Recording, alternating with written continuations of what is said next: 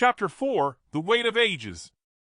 The secondary shaft narrows as it descends, forcing Janitor Sigma 9 and Vectis to proceed single file through passages barely wide enough for their augmented frames. The walls press close, slick with ice that should not form in temperatures that their instruments insist are still within survivable range. The contradiction gnaws at Janitor Sigma 9's consciousness. His sensors report one reality while his remaining organic senses experience another. It is the kind of discrepancy that the Mechanicus trains its priests to resolve through calibration and prayer, but no amount of recalibration changes the readings, and no prayer warms the air. They have been descending for 47 minutes when Vectis stops abruptly. His Vox unit crackles with interference before his voice emerges, distorted and thin. Janitor. My chronometer. It is malfunctioning. Janitor Sigma 9 checks his own internal timekeeper, the augmented component that has run without error for 7 years. The display flickers. Numbers scroll backward, then forward, then freeze entirely. He taps into the deeper system architecture, running diagnostics, but the results are meaningless. The chronometer is functioning perfectly. Time itself is malfunctioning. We are close, he says, though his voice sounds strange even to himself, as if the words take too long to travel from thought to speech. The temporal distortion is increasing. Stay focused on objective reality. Trust your primary sensors over interpretation. Janitor, I do not understand what that means anymore. Neither does Janitor Sigma 9, but he does not say this aloud. Instead, he continues downward, one hand trailing along the frozen wall for orientation as his optical augmetic struggles to maintain coherent vision. The beam of light seems to bend, to curve back on itself, illuminating spaces that should be behind him. Ahead, the passage opens into a larger chamber, and from it emanates a luminescence that is not light exactly, but something that his augmetic eye interprets as light because it has no other reference. They emerge into the sphere. It is exactly as his scanner depicted, a perfect hollow in the rock, 300 meters in diameter, its surface polished to mirror smoothness. But the scanner did not capture what exists at the center. Suspended in the exact middle of the sphere, held aloft by nothing visible, floats a structure of impossible geometry. It is made of metal, or something that resembles metal, configured in shapes that hurt to perceive. Angles that cannot exist in three-dimensional space. Edges that seem to recede into distance while simultaneously appearing within arm's reach. The structure pulses with that strange not light, rhythmic and slow, like the beating of some vast heart. Janitor Sigma 9 has seen images of archaeotech from the dark age of technology. Fragmentary records preserved in the deepest vaults of Mars, knowledge so dangerous that only the highest-ranking magi are permitted to view it. He has read descriptions of devices that violated natural law, that operated on principles humanity no longer comprehends. But reading descriptions and standing in the presence of such a thing are vastly different experiences. This device is alive in a way that transcends the simple machine spirits he has interfaced with throughout his service. It is aware. It is vast. And it has been waiting here, buried beneath kilometers of rock, for longer than the Imperium has existed. What is it? Vectis whispers, and his voice echoes strangely, as if multiple versions of the question are being asked simultaneously across infinitesimal moments. A temporal anchor, Janitor Sigma 9 says, though he is not certain how he knows this. The knowledge simply appears in his consciousness, as if the device itself is answering. It was placed here during the Dark Age. A machine designed to stabilize local time, to create pockets of temporal consistency in a galaxy where time flows unevenly due to warp interference. Humanity built these things before the Age of Strife, before we forgot what we were capable of. Why would it frighten the machine spirits? Janitor Sigma 9 moves closer to the structure, his augmetic systems screaming warnings that he overrides. Because it is damaged. Or incomplete. Or perhaps it was always meant to do more than simply anchor time. He reaches out with his mechadendrites, preparing to interface, then hesitates. The machine spirits can sense what we cannot. They exist partially in the electromagnetic spectrum in quantum states that organic consciousness cannot perceive. They can feel the device pulling at reality, tearing small holes in the fabric of space-time. And through those holes. He does not finish the sentence. He does not need to. They both know what exists beyond the material universe. The warp. The immaterium. The realm of demons and madness, where the laws of physics are suggestions and nightmares walk. If this device has been creating microscopic breaches into that realm for years, decades, perhaps centuries, then every machine spirit in the area would sense the wrongness. Would feel the presence of something predatory and vast, pressing against reality from the other side. No wonder they chose silence. No wonder they withdrew rather than continue functioning in proximity to such corruption. We need to deactivate it, Vectis says, his voice stronger now, steadied by the clarity of purpose. We need to shut it down and seal this chamber. This is tech heresy of the highest order. The temporal manipulation alone violates 17 sacred prohibitions, and if it is creating warp breaches, we cannot deactivate it, Janitor Sigma 9 interrupts. His augmetic eye is locked on the device, tracking the patterns of its pulse, the rhythm that seems to sync with something deeper than mere machinery. Look at the structure. There are no access panels. No control interfaces. No input mechanisms of any kind. This device was designed to operate autonomously, perhaps indefinitely. Shutting it down may require knowledge we no longer possess. Then we destroy it. Janitor Sigma 9 turns to face his assistant. Vectis has drawn a plasma pistol, standard issue for tech priests operating in potentially hostile environments. The weapon hums as it charges, its power cell glowing with building energy. The young engineer's face is set with determination, fear transmuted into righteous purpose. No, Janitor Sigma 9 says quietly. We do not destroy it. Janitor, you said yourself it is creating breaches into the warp. Every moment it continues to function is another moment it could draw demonic attention. We have a duty to preserve the Omnissia's gifts. The words come automatically, doctrine reasserting itself even as his mind rebels against it. This is archaeotech from the Dark Age. Irreplaceable. Sacred. The machine god's knowledge made manifest. We do not simply destroy such artifacts because we fear them. Even if they threaten us? Even if they corrupt the machine spirits and tear holes in reality? Vectis's voice rises, the plasma pistol still aimed at the structure. Where does preservation end and survival begin? It is the same question Janitor Sigma 9 has been asking himself since he began this descent. The same question he asked when he watched servitor candidates being processed, when he felt Mugos Archek Prime's cold certainty, when he stood in the specimen chamber and wondered where the line between transformation and obliteration truly lies. The Mechanicus teaches that all knowledge is sacred. That technology from the Dark Age must be preserved at any cost, studied and replicated even if the process takes millennia. That the greatest heresy is not the misuse of knowledge but its destruction. Entire Forge worlds have gone to war over archaeotech finds, billions dying in the pursuit of understanding a single functional STC fragment. But the Mechanicus also teaches that some knowledge led to humanity's fall. That the thinking machines of the Dark Age nearly destroyed the species. That there are technologies so dangerous, so corrupting, that they must be locked away in the deepest vaults, guarded by the highest-ranking magi, never to see use again. This device falls into both categories simultaneously. It is sacred and forbidden. Precious and poisonous. A gift from the Golden Age and a curse that has festered here for 10,000 years. Janitor Sigma 9 makes his choice. Lower your weapon, Vectis. Janitor. That is an order. He steps between the engineer and the structure, his augmetic frame fully extended, blocking the line of fire. We are not destroying this device.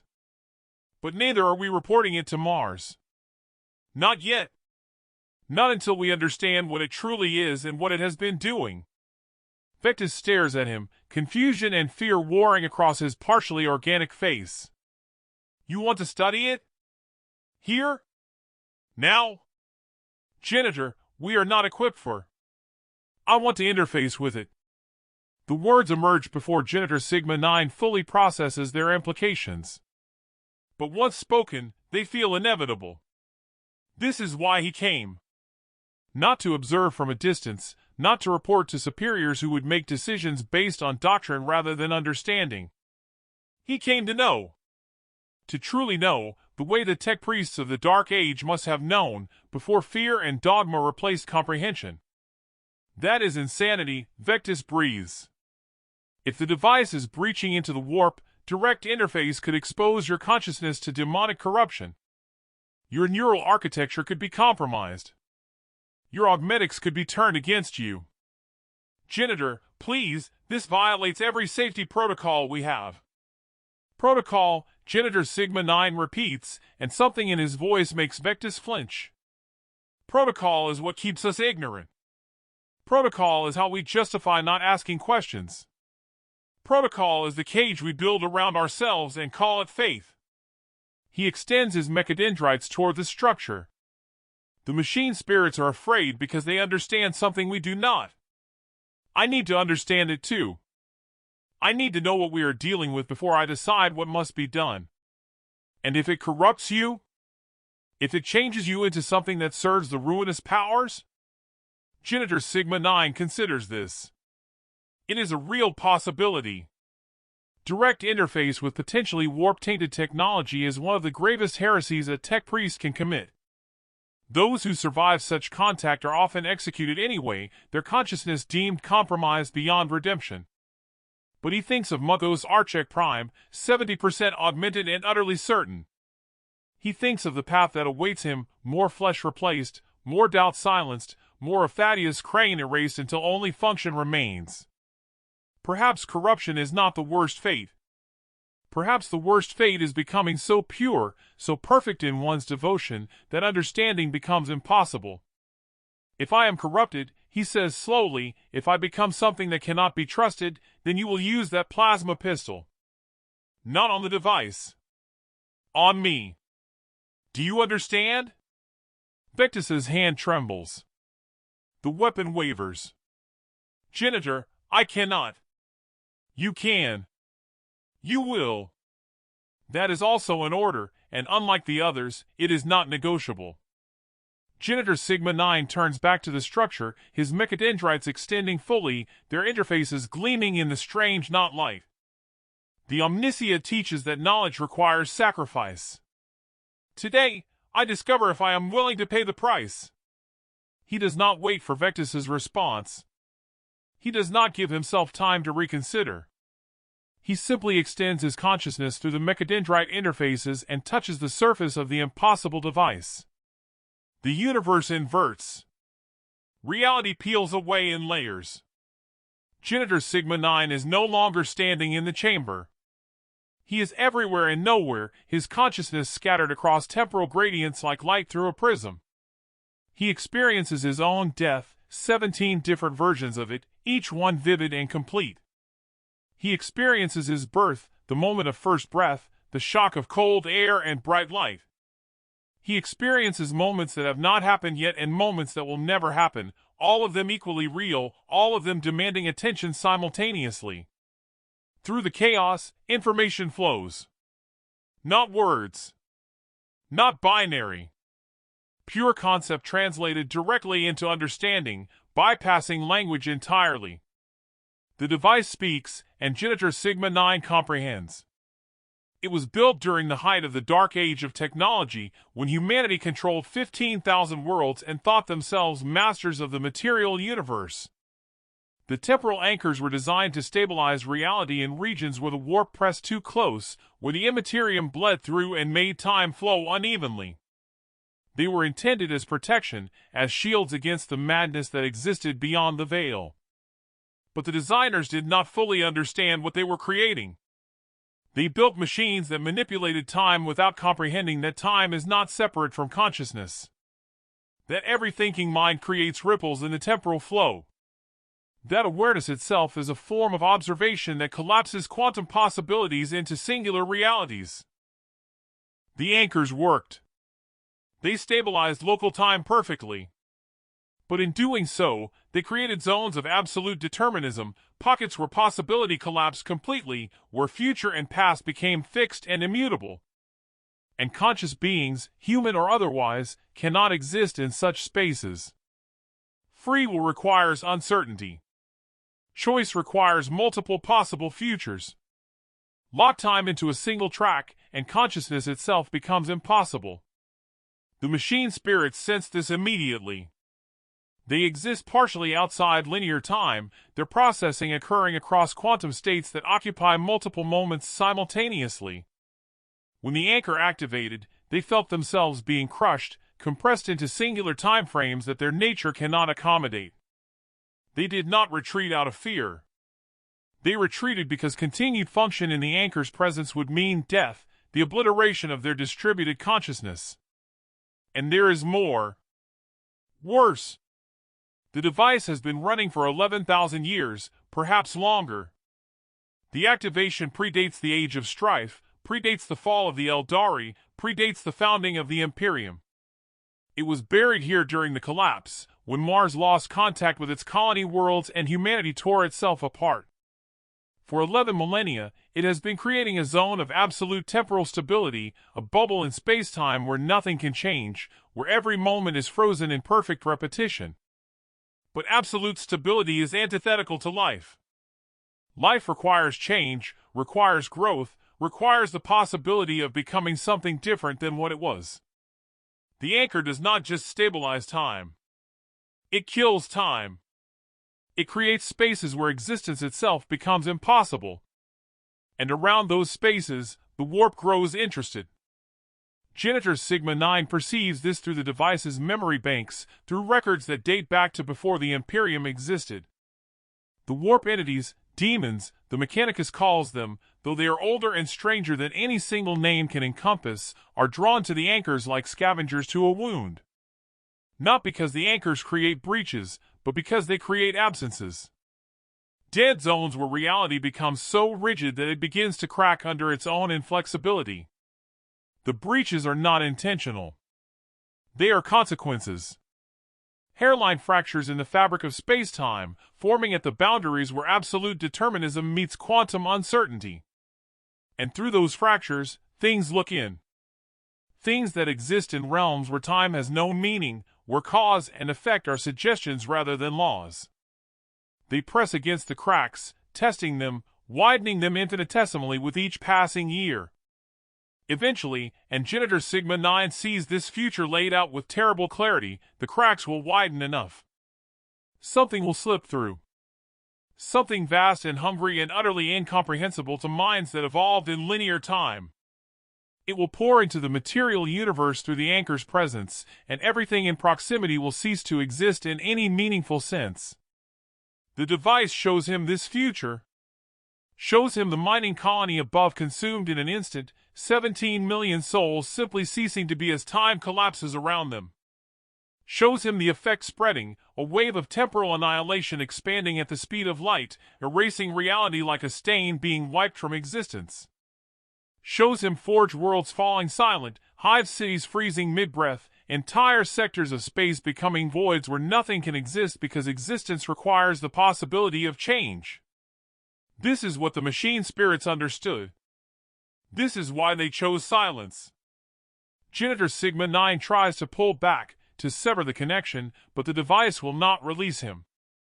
It has been waiting for so long. Waiting for someone to understand. Waiting for someone who might be capable of doing what must be done. Because the device cannot deactivate itself. Its programming is absolute. It was designed to run eternally, to maintain temporal stability regardless of consequence. The engineers of the Dark Age built it too well, made it too perfect in its singular purpose. It cannot stop. It will not stop. Not until it is destroyed or until the cracks widen enough that something crawls through and reality itself ends. The information cascades through Janitor Sigma-9's consciousness, overwhelming his organic mind and his augmetic processors alike. he experiences 11,000 years of patient, inexorable corruption. He feels the weight of ages pressing down, the accumulated damage of millennia spent tearing microscopic holes in the universe. He understands, with perfect clarity, that this device is both sacred and damned, both a marvel of human achievement and an engine of eventual annihilation. And he understands what choice he must make. The knowledge burns through him like sacred oil through a prayer candle. He is changed by it. Not corrupted, the device is not demonic, not tainted by chaos, but transformed nonetheless. He knows things now that the Mechanicus has forgotten or never knew. He understands temporal mechanics that should be beyond human comprehension. He sees the universe not as a linear progression but as a vast web of possibility, constantly collapsing and reforming based on observation and choice. The device releases him. Genitor Sigma 9 staggers backward, his mechadendrites retracting violently, sparking where they disconnect. He collapses to his knees on the smooth floor of the sphere, his augmetic systems cycling through emergency protocols, trying to process what he has just experienced. His organic heart hammers. His remaining lung gasps for air. His human eye streams with tears he did not know he could still produce. Vectis is beside him immediately, the plasma pistol forgotten, his hands, one flesh, one metal, gripping Genitor Sigma 9's shoulders.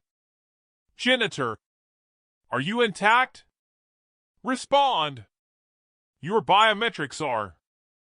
I am functional. The words come slowly, dragged up from consciousness that feels scattered across too many moments. I am not corrupted. Not in the way you fear. What did you see? What did it show you? Genitor Sigma 9 looks up at the structure floating impossibly at the sphere's center. It pulses with that same rhythm, unchanged, uncaring. A machine doing what it was designed to do, perfect in its terrible purpose. Everything, he says quietly. It showed me everything. The truth of what it is. What it has been doing. What will happen if it continues? He forces himself to stand, his augmetic leg servos whining with the effort. His balance is wrong, his spatial awareness compromised by having experienced too many simultaneous time frames. But he stands. He always stands. That is what the Mechanicus does. They endure, they function, they serve regardless of cost. Vectis, he says, and his voice is steady now, resolved. The device must be destroyed. Not contained. Not studied. Not reported to Mars for further analysis. Destroyed. Completely. Immediately. The engineer stares at him. Genitor, that is, you are ordering the destruction of Dark Age Archaeotech. That is heresy of the highest order. The Fabricator General himself would demand your execution. Every forge world in the Imperium would. I know what I am ordering. Genitor Sigma 9 meets Vectis's gaze with his augmetic eye and his human eye both, binary certainty and organic conviction united in singular purpose. I know the consequences. I accept them. This device is not a gift from the Omniscia. It is a mistake. A flaw in humanity's golden age.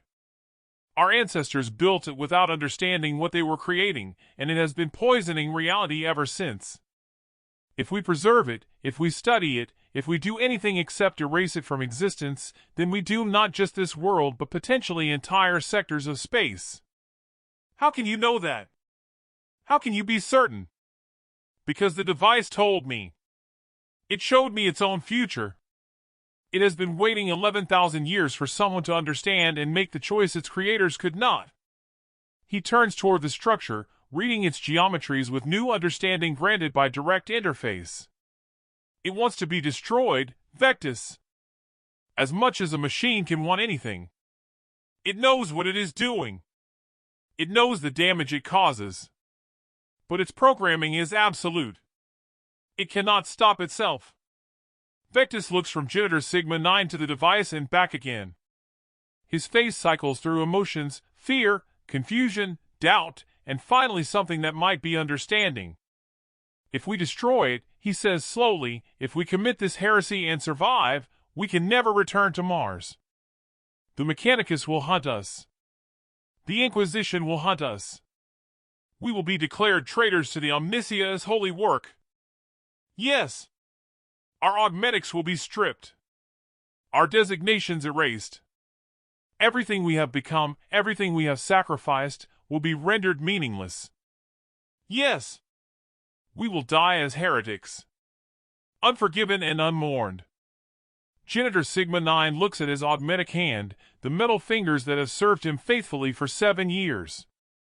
He thinks of Thaddeus Crane, the boy who surrendered his flesh piece by piece in pursuit of purpose. He thinks of Mugos Archek Prime and the cold certainty that comes from replacing doubt with function. He thinks of the servitors in their cells and the machine spirits hiding in silence and all the countless beings, organic and mechanical, who suffer under the weight of necessity. Perhaps, he says quietly, that is the truest service. To do what must be done, even when it costs everything.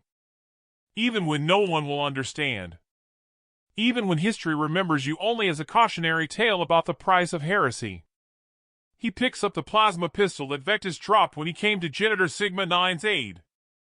The weapon is heavy, its power cell fully charged and hot to the touch even through his augmetic fingers. He adjusts the settings, overriding safety protocols, pushing the output to maximum. A single shot at this setting will drain the entire cell and produce enough energy to vaporize several cubic meters of matter. Enough to destroy the device. Enough to collapse this chamber. Enough to bury the truth beneath kilometers of rock where no one will find it for another 10,000 years. You should leave, Genitor Sigma 9 says, not looking at Vectis. Return to the surface. Tell them the survey team encountered a catastrophic equipment failure. Tell them I was lost in a collapse. Tell them whatever you need to tell them to survive. You do not need to be part of this. Vectis is silent for a long moment. Then Genitor Sigma 9 feels the Enginseer's hand on his shoulder, the organic one, warm even through the robes. No, Genitor. If this is heresy, then I choose to be a heretic with you. The machine spirits withdrew for a reason.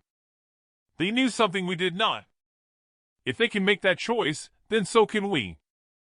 Genitor Sigma 9 turns to look at his assistant. At this young tech priest, barely 30% augmented, still more human than machine. Still capable of choice in ways that Genitor Sigma 9 himself had begun to forget. You understand what this means? I understand that some duties are cursed, Vectis says, and his voice does not waver. And that the curse falls heaviest on those who understand why the duty must be performed. The Omnissia gave us minds to think and wills to choose. Perhaps the greatest heresy is refusing to use them. Together, they turn to face the structure. It pulses with that strange not-light, ancient and patient and utterly indifferent to their presence. For 11,000 years it has waited. Now, finally, the waiting ends. Genitor Sigma 9 raises the plasma pistol. His targeting systems engage automatically, locking onto the structure's geometric center. His finger rests on the trigger. One pull. One shot. One choice that will define the remainder of his existence, however long or short that may be. He thinks of the machine god, silent and distant in the depths of Mars. He thinks of the Emperor, enthroned in gold on Terra, a corpse that will not die.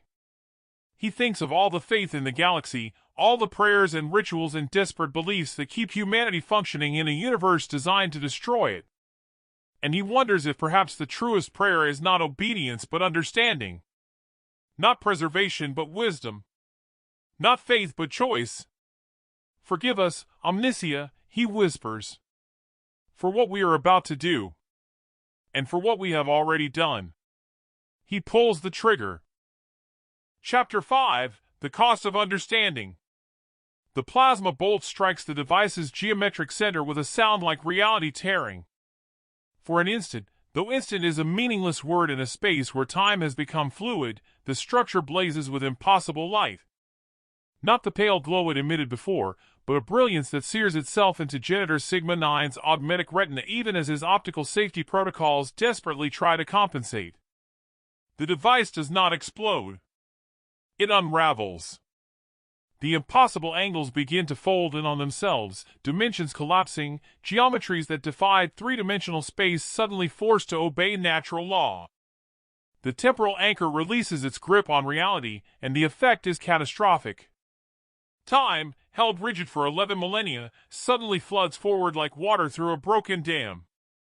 Janitor Sigma-9 experiences the next 3 seconds stretched across what feels like hours, each microsecond distinct and separate, his consciousness processing information faster than physics should allow. He sees the chamber walls beginning to crack, the perfect sphere distorting as the device's influence collapses. He sees Vectis stumbling backward, the enginceer's face frozen in an expression of awe and terror. He sees his own augmetic hand, still holding the plasma pistol, the weapon's power cell completely spent, already cooling from white-hot to dull red. And he sees something else. Something that emerges from the failing device in the final moments before it ceases to exist entirely. A presence. Vast and ancient and utterly inhuman. Not demonic, this is something older than the Chaos Gods, something that exists in the spaces between moments where causality has no meaning. It has been watching through the cracks the device created, patient and curious, waiting to see what these tiny beings would do when they finally understood the trap they had inherited. Now it watches as they choose to spring that trap. And in the instant before the device collapses completely, before the presence withdraws back into whatever realm it inhabits, Janitor Sigma-9 feels something that might be approval. Or recognition. Or simply acknowledgement that consciousness, regardless of form, sometimes chooses truth over survival. Then the device is gone. Simply gone, as if it never existed. The strange not-light extinguishes. The temporal distortion ceases. Time resumes its normal flow, and the universe breathes a sigh of relief that manifests as a pressure wave rolling through the chamber. Janitor Sigma-9 and Vectis are thrown backward, slamming into the smooth walls with enough force to crack augmetic plating and bruise organic flesh. The sphere begins to collapse. Without the device's presence to maintain it, the perfectly smooth chamber loses integrity. Rock that was held in impossible suspension by temporal manipulation suddenly remembers it should obey gravity. Cracks spider web across the ceiling. Chunks of stone the size of half blocks begin to fall, accelerating according to natural law for the first time in 11,000 years. Move! Janitor Sigma-9's Vox unit screams the word even as his augmetic legs are already driving him toward the passage they descended through. Vectis is right behind him, mechadendrites scrabbling for purchase on the now unstable floor. The chamber fills with the thunder of collapsing stone, the sound so loud it overwhelms audio receptors and reduces communication to pure visual tracking. They reach the passage just as the first major collapse occurs. A section of ceiling the size of a manufacturer crashes down where they were standing seconds before. The impact sends tremors through the rock, dislodging more stone, triggering a cascade failure that races outward from the sphere's center. The ascent is desperate.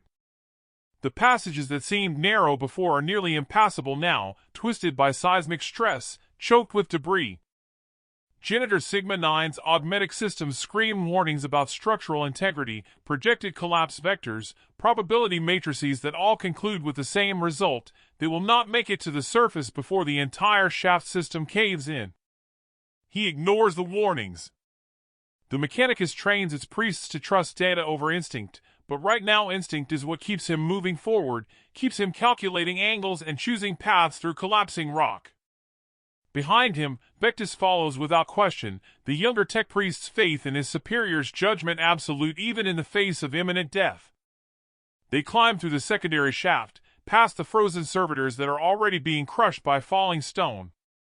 They reach the main excavation chamber where the massive mining equipment stands like monuments to abandoned purpose. The chamber is collapsing too, the reinforced adamantium support columns buckling under pressures they were never designed to withstand. One of the great drilling platforms topples, crashing through the floor and into the depths below with a sound like dying mountains. The main shaft. Vectis's vox cuts through the chaos. If we can reach it before the floor beneath them gives way, they fall through darkness, through layers of collapsing tunnels and crushed equipment.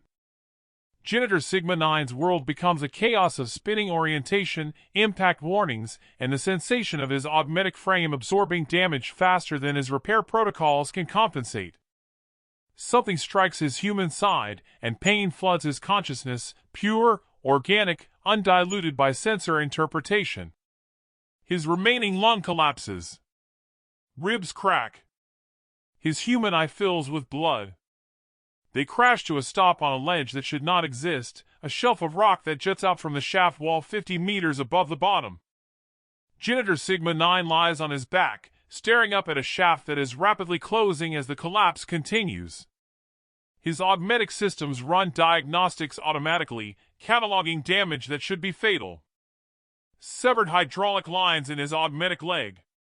Cracked power cell in his optical implant.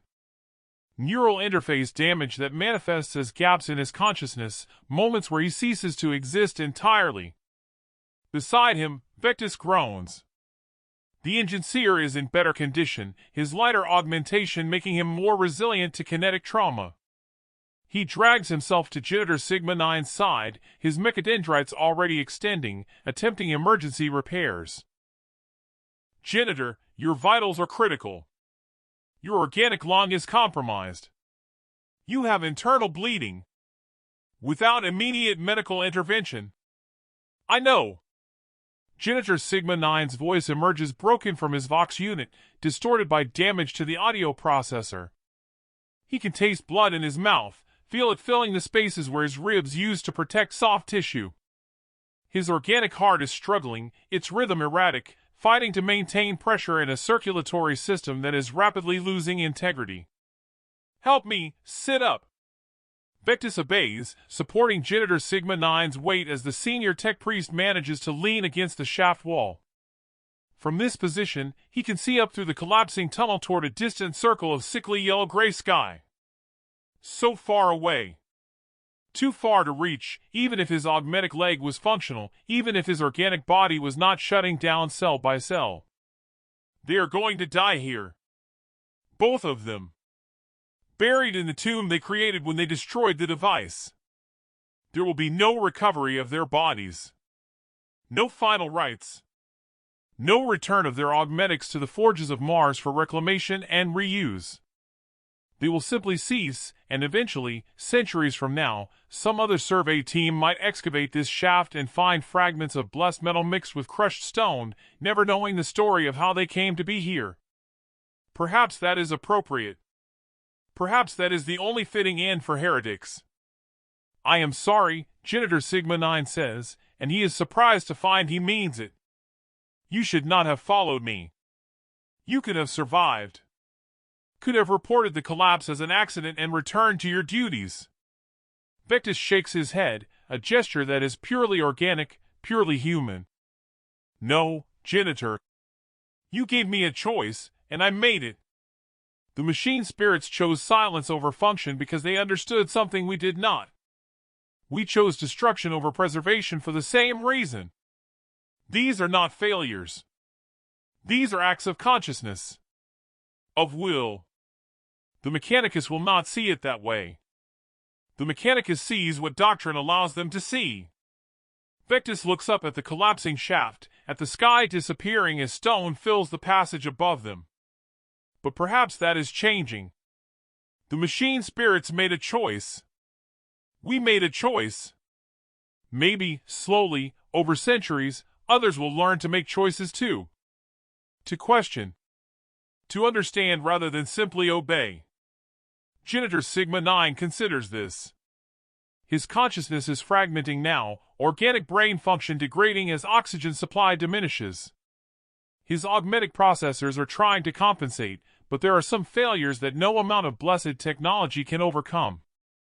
The flesh is weak, the Mechanicus teaches. But it is also finite. And its finitude gives meaning to the choices made while it endures. The device, he says, his voice barely a whisper through damaged audio systems. It showed me futures. possible timelines. In some of them, we reported the find. Mars sent excavation teams. The device was studied, replicated. Temporal anchors were installed across the Imperium, creating zones of absolute stability. He coughs, and blood flecks his remaining organic lips. And in every one of those futures, reality collapsed. The cracks widened. Things came through. The Imperium fell not to chaos but to its own certainty, to its refusal to accept that some knowledge should remain lost. Then we saved them, Vectis says.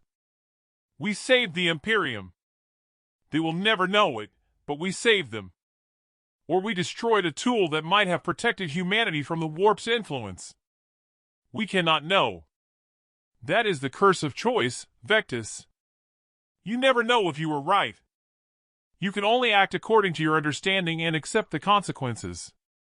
The collapse is slowing now. The major structural failures have cascaded through the shaft system, and what remains is simply the gradual settling of disturbed rock. Above them, the circle of sky is completely gone, replaced by tons of crushed stone. They are sealed in darkness broken only by the failing lumen strips on their augmetic frames. Janitor Sigma 9's organic eye is dimming, his visual cortex struggling to process information as blood flow to his brain diminishes. But his augmetic eye still functions, still sees in spectrums beyond visible light. And in those spectrums, he perceives something unexpected. The machine spirits are returning. He can sense them in the rock around him, in the emergency lighting systems, in the damaged equipment scattered through the collapsed shaft. They flow back into the spaces they abandoned, tentative at first, then with increasing confidence. The temporal distortion is gone. The device's corrupting influence is erased. Reality is whole again, or as whole as it ever is in a galaxy constantly assaulted by the warp's presence. The machines begin to function again. A lumen strip that was dark flickers to life. Then another. Then another. Weak light spreads through the collapsed shaft, revealing the extent of the damage, the impossibility of their situation. But also revealing something else. One of the mining servitors, its body crushed but its power systems still intact, begins to move. Its augmetic arms, stronger than any organic limb, start pushing at the rubble, clearing a path. Then another servitor activates. And another. Machines that chose silence rather than function under the device's influence now choose to function again, and their function is directed toward a singular purpose, excavation. Janitor Vectis breathes, his optical sensors tracking the movements around them. They are helping us. The machine spirits. They are clearing the shaft. Janitor Sigma 9 watches through his fading consciousness. The servitors work with coordination that should be impossible for their limited instruction sets. They move like thinking beings, like something guided by purpose beyond simple programming. The machine spirits, grateful for liberation from the device's influence, are exerting what little autonomy they possess to aid the ones who freed them. It is not enough. The shaft is too badly collapsed, and Janitor Sigma 9's organic body is too damaged. He will not survive long enough to see the surface again. But Vectis might. If the servitors can clear enough rubble, if the engineer's less damaged frame can climb what remains of the passage, then at least one of them might escape this tomb. Go, Janitor Sigma 9 says, his voice barely functional now. When they clear enough, climb. Survive this. Tell no one what really happened. Let them believe it was just equipment failure. Let the truth die here. I will not leave you, Janitor. That is not a request. It is a final order. He manages to grip Vectis's arm with his augmetic hand. The servo is still strong even as organic life fails. Someone must remember. Not the Mechanicus. Not history. Just you. Someone must know that we chose. That we understood, and we chose anyway. Vectis's organic eye fills with tears, drops of salt water that belong to a body still human enough to weep. I will remember, Janitor. I swear it by the Omniscia and by whatever remnant of Thaddeus Crane still exists within you. I will remember. The name strikes something deep in Janitor Sigma 9's fading consciousness. Thaddeus Crane. The boy on the altar. The child who surrendered his flesh in pursuit of purpose. He had forgotten that name, buried it beneath designation and doctrine and 7 years of incremental transformation. But hearing it now, in this final moment, he realizes that the boy never truly disappeared. He was simply waiting, carried forward through every augmentation, every prayer, every choice made in the name of duty. The flesh is weak, the Mechanicus teaches. But the flesh also remembers. It holds memory in ways that circuits cannot replicate. It experiences pain and love and doubt and all the messy, inefficient qualities that make consciousness more than mere calculation. To be human is not to be weak. It is to be burdened with choice, with consequence, with the terrible freedom of deciding who you are and what you will become. Around them, the servitors continue their work. The sound of shifting stone fills the shaft, rhythmic and purposeful. A path is forming, rough and treacherous but climbable. Janitor Sigma 9 feels his augmetic systems beginning to shut down, power reserves depleting, damage overwhelming repair protocols. His consciousness fragments, splitting across the boundary between organic and mechanical, flesh and metal, experiencing death in different ways. His human eye closes. His augmetic eye dims.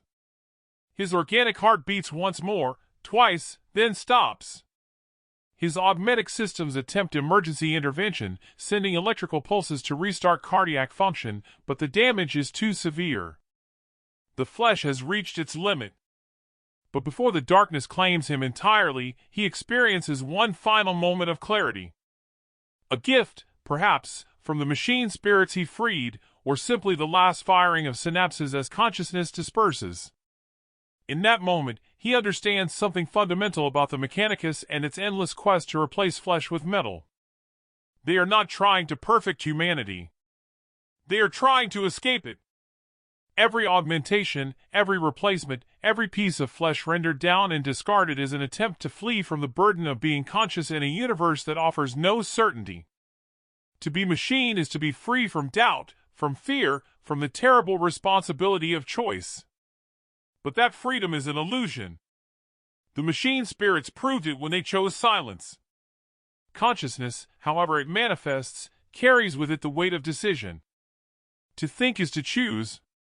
To choose is to accept consequence.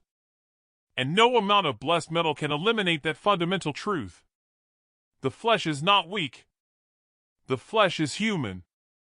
And humanity, messy, inefficient, doubt-ridden humanity, is what gives meaning to the choices that machines make only when forced to. Janitor Sigma 9's final thought, transmitted through failing neural pathways and fragmenting consciousness, is simple: thank you. Thank you for the choice. Thank you for the doubt.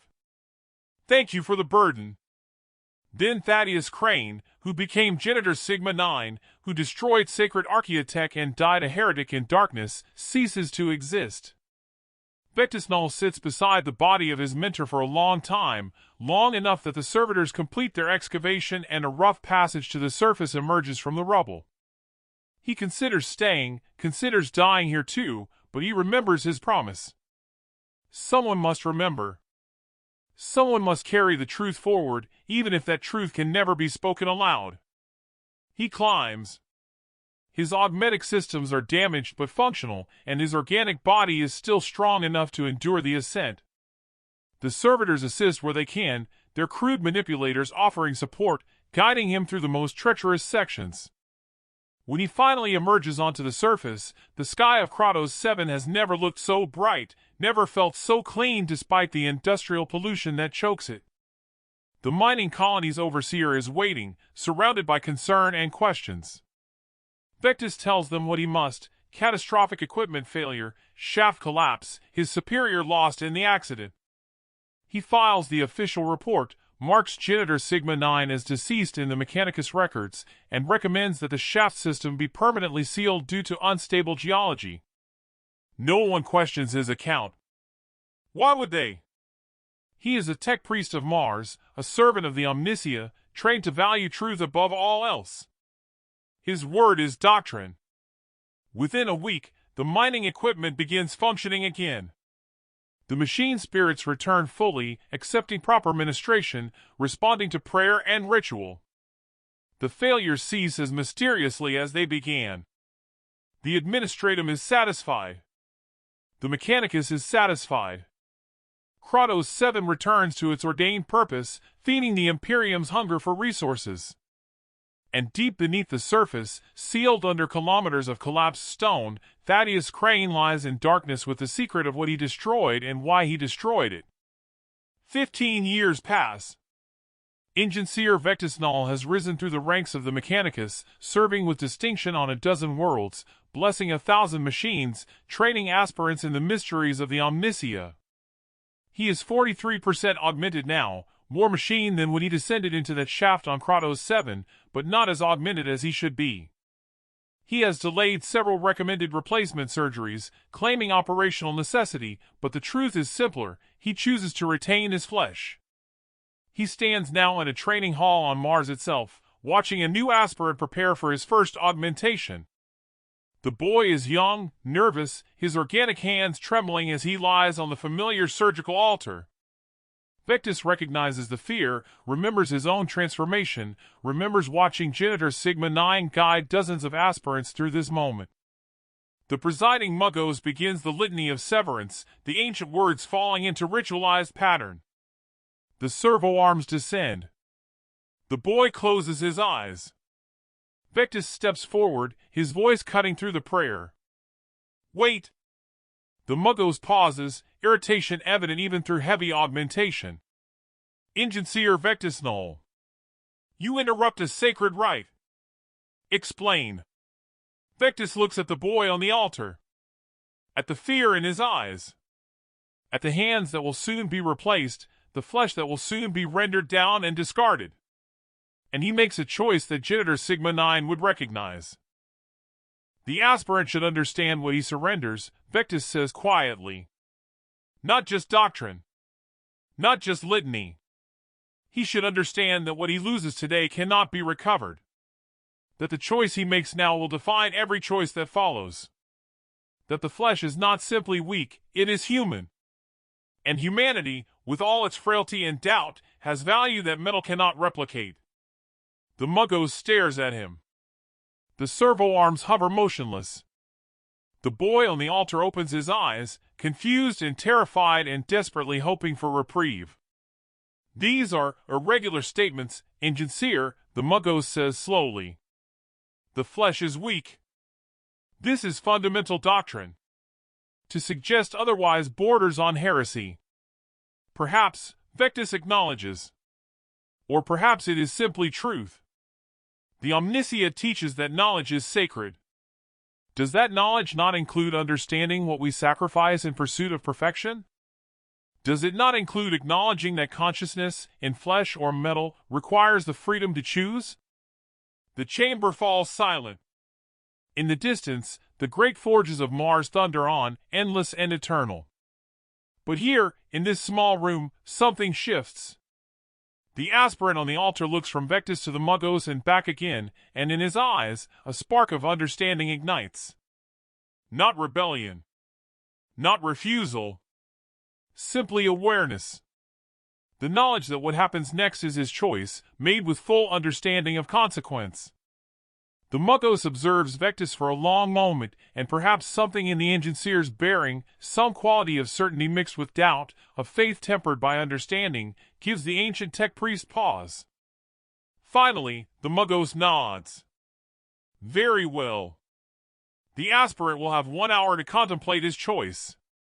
He may proceed with augmentation, or he may leave and return when he is prepared to surrender his weakness. The Muggos turns to Vectis.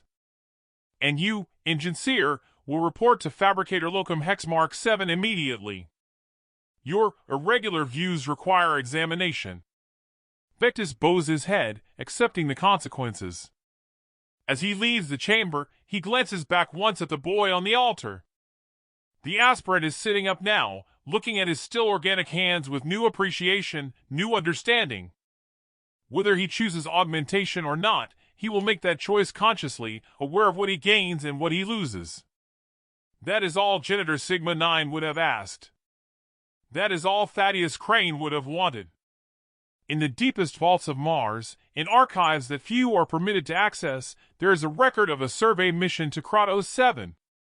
It notes equipment failure, shaft collapse, 1 casualty. The record is unremarkable, identical to thousands of others filed across centuries of Imperial service. But if one knew to look, if one possessed the clearance and the understanding, one might notice a small irregularity. A notation appended by Engineer Vectis Null, encrypted in a cipher known only to a handful of senior tech priests.